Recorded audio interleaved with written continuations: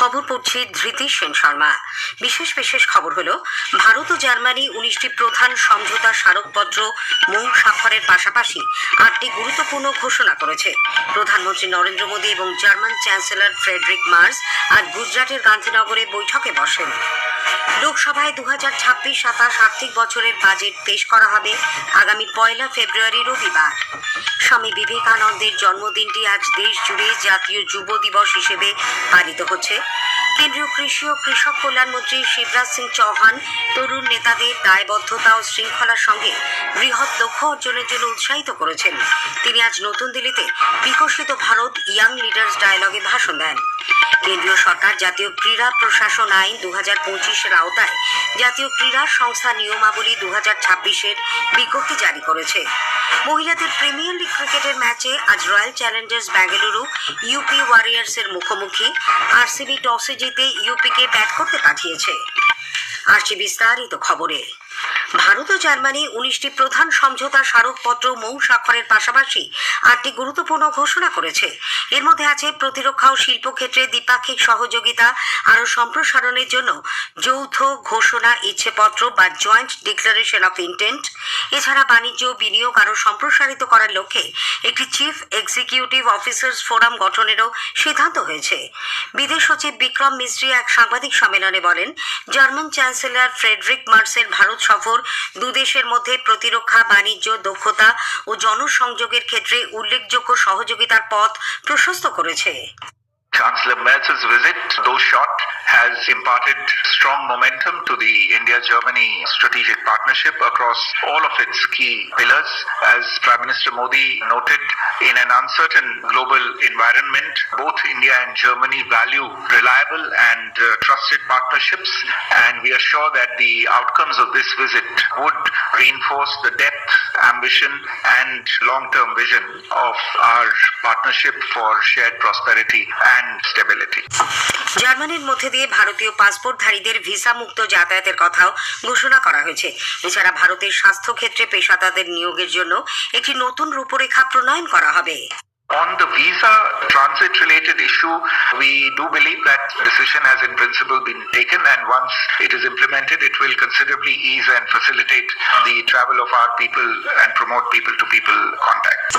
উল্লেখ্য, পুনর্নবীকরণযোগ্য শক্তি, পরিবেশ বান্ধব হাইড্রোজেন এবং পরিবেশের সঙ্গে সামঞ্জস্যপূর্ণ শহরাঞ্চলীয় পরিকাঠামো গড়ে তোলার লক্ষ্যে পরিবেশ বান্ধব ও সুস্থায়ী উন্নয়নমূলক অংশীদারিত্বের আওতায় 124 কোটি ইউরো দেওয়ার কথা ঘোষণা করেছে জার্মানি।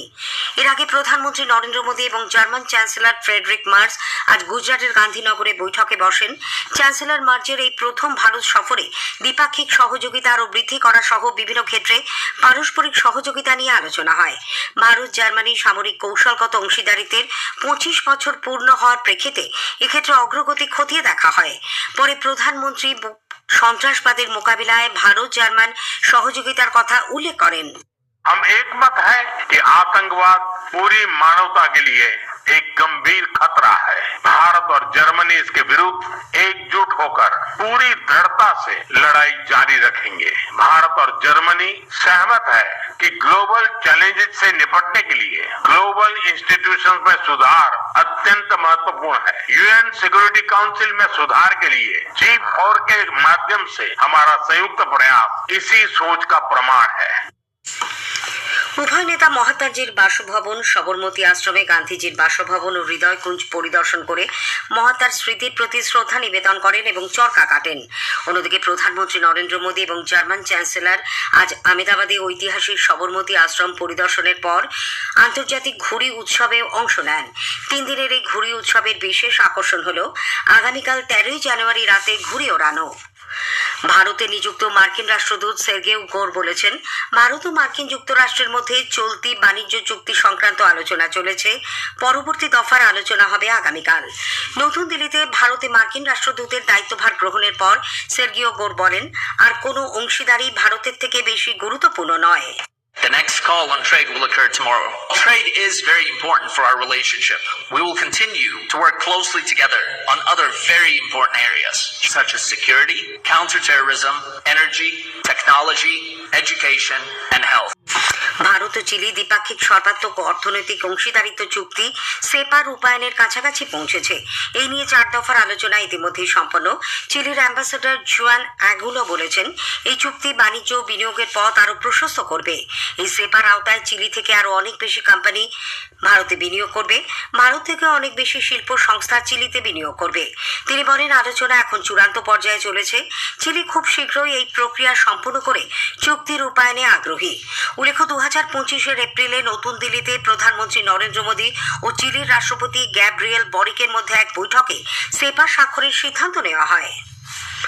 ডসিয়ার এবং নানান সূত্র থেকে যে সমস্ত প্রমাণ উঠে আসছে তাতে সুস্পষ্টভাবে প্রমাণিত যে পাকিস্তানের সঙ্গে আন্তর্জাতিক সন্ত্রাসবাদী সংগঠনগুলির সম্পর্ক রয়েছে। প্রাপ্ত তথ্য থেকে বোঝা যাচ্ছে, রাষ্ট্রের সহায়তা এবং পৃষ্ঠপোষকতায় সহনশীলতা দেখিয়ে রাজনৈতিক আশ্রয় দিয়ে হিংসাত্মক ঘটনাগুলিকে বৈধ করার কাজ চলেছে। একটি সংবাদ সংস্থা জানিয়েছে, রাষ্ট্র এবং লস্করে তৈবা ও জৈশ-এ মোহাম্মদের মধ্যেও সংগঠনগুলির মধ্যে সীমারেখা আকস্মিকভাবে মুছে দেওয়া হয়নি। যা করা হয়েছে তা পরিকল্পিতভাবেই। বিশিষ্ট বাংলাদেশি গায়ক ও প্রবীণ আওয়ামী লীগ নেতা প্রলয় চাকির জেল হেফাজতে মৃত্যু হয়েছে। তার পরিবারের পক্ষ থেকে অবহেলার পাশাপাশি চিকিৎসার সুযোগ না দেওয়ার অভিযোগ করা হয়েছে। 1980-র জনপ্রিয় গায়ক প্রলয় চাকি তার ভাই মলয় চাকির সঙ্গে নিয়মিত বাংলাদেশ টেলিভিশনে গান পরিবেশন করতেন। গত বছর 16 ডিসেম্বর বৈষম্য বিরোধী ছাত্র আন্দোলনের সময় একটি হামলার ঘটনায় দায়ের করা মামলায় তাকে পাবনার বাসভবন থেকে গ্রেপ্তার করা হয়। লোকসভায় 2026-27 আর্থিক বছরের বাজেট পেশ করা হবে আগামী 1 ফেব্রুয়ারি রবিবার।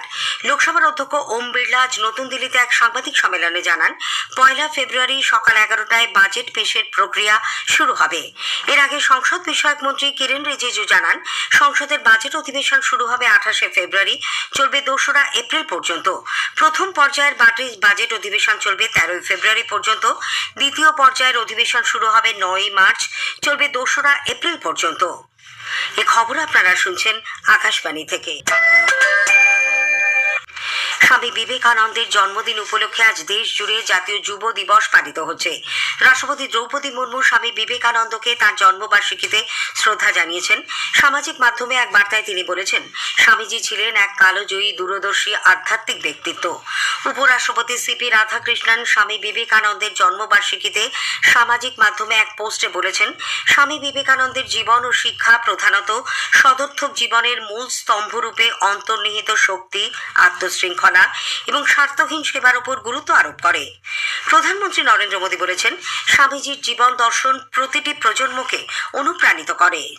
स्वामी विवेकानंद की जन्म जयंती का ये दिन हम सभी को नई प्रेरणा देता है। आज जब दुनिया भारत की तरफ इतनी उम्मीदों की नजर से देख रही है, तो इसके पीछे आप सभी मेरे युवा साथी हैं। आज गांव हो, शहर हो या कस्बा, हर जगह उफान पर है युवाओं का जज्बा।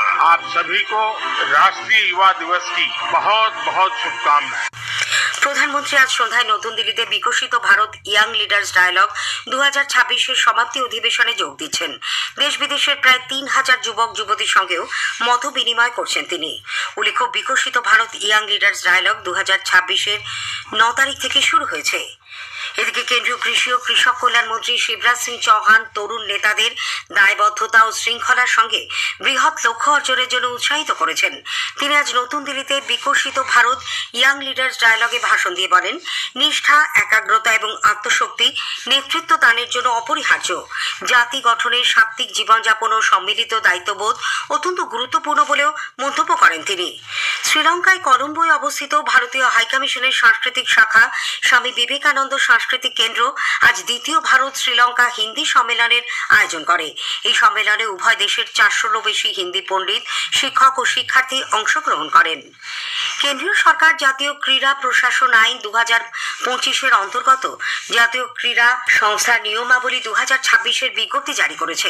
এই বিজ্ঞপ্তিতে সুদক্ষ ক্রীড়াবিদদের অন্তর্ভুক্তিকরণ, সাধারণ পরিষদ ও কার্যনির্বাহী কমিটি গঠন, নির্বাচন পদ্ধতি সহ বিভিন্ন বিষয় স্পষ্ট করা হয়েছে। মহিলাদের প্রিমিয়ার লিগ ক্রিকেটের ম্যাচে আজ royal Challengers Bengaluru UP Warriors এর মুখোমুখি। নভি মুম্বাইয়ের ডক্টর ডিওয়াই পাতিল স্পোর্টস একাডেমিতে এই ম্যাচে আরসিবি টসে জিতে ইউপিকে ব্যাট করতে পাঠিয়েছে। শেষ করার আগে খবরের বিশেষ কিছু অংশ আরও একবার। ভারত ও জার্মানি 19টি প্রধান সমঝোতা স্মারকপত্র মৌ স্বাক্ষরের পাশাপাশি 8টি গুরুত্বপূর্ণ ঘোষণা করেছে। লোকসভায় 2026-27 আর্থিক বছরের বাজেট পেশ করা হবে 1 ফেব্রুয়ারি।